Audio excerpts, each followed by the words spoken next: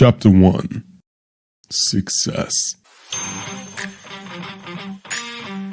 Waking up in an enormous room, wrapped in luxurious sheets as you sit up to overlook the water across your balcony. What will I do today, you ask yourself, knowing, not just wishing, but knowing that it's within your power to actually enjoy whatever activity comes to mind. You look down at yourself, seeing a body that would shock you to see in the mirror right now. The type of muscular, lean, unrealistic physique that you don't even know what it feels like to have yet. It's a body that you catch women staring at, one that men respect you for, and one that you are immensely proud of. Downstairs, you have a choice when it comes to setting the tone for today. Are you taking the low-key, classy, and yet opulent, unspoken excess of your Aston Martin on the way to meet your favorite brunette, or saying to hell with it and enjoying the winner's cliche of a Ferrari with a blonde in the passenger seat? Chapter 2. Reality. It's nice to dream. All of this is unrealistic, right? A teenage boy's fantasy. Well, I hate to say it, but for most men, yes, it is unrealistic and nothing more than a fantasy. Most will never really even give their dream life their best shot, and of the few who do, many give up in favor of an easier, less ambitious path. And let's be honest, that's probably you.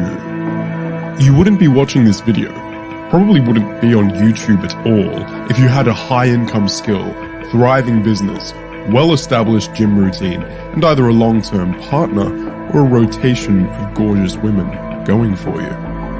Maybe you've already started making progress, and you're just looking to take it to the next level. But some of you haven't even started yet. Some of you are only qualified for low-wage jobs, have barely started working out, and completely lack the ability to attract a partner. You have to understand how serious this is.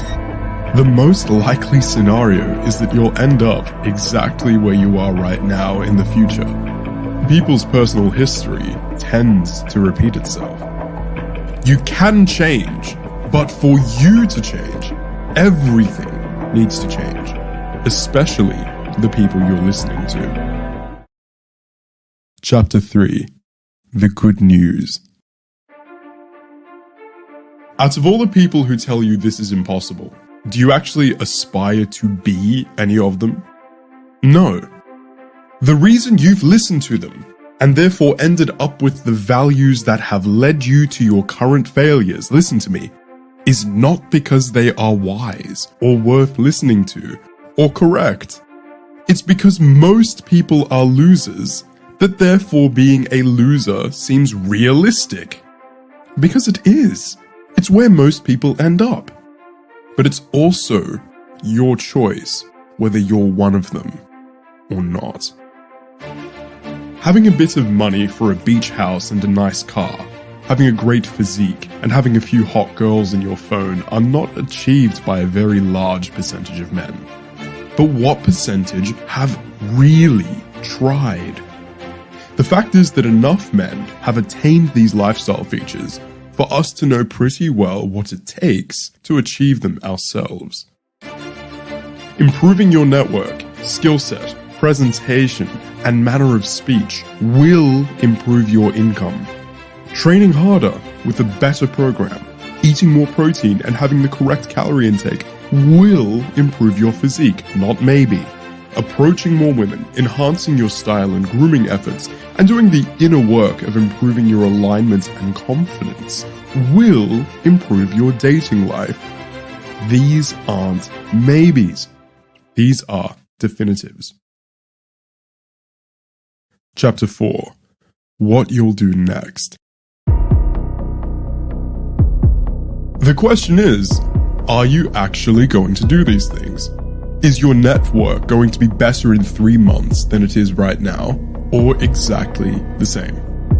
Will your average daily productive hours be higher, or exactly the same?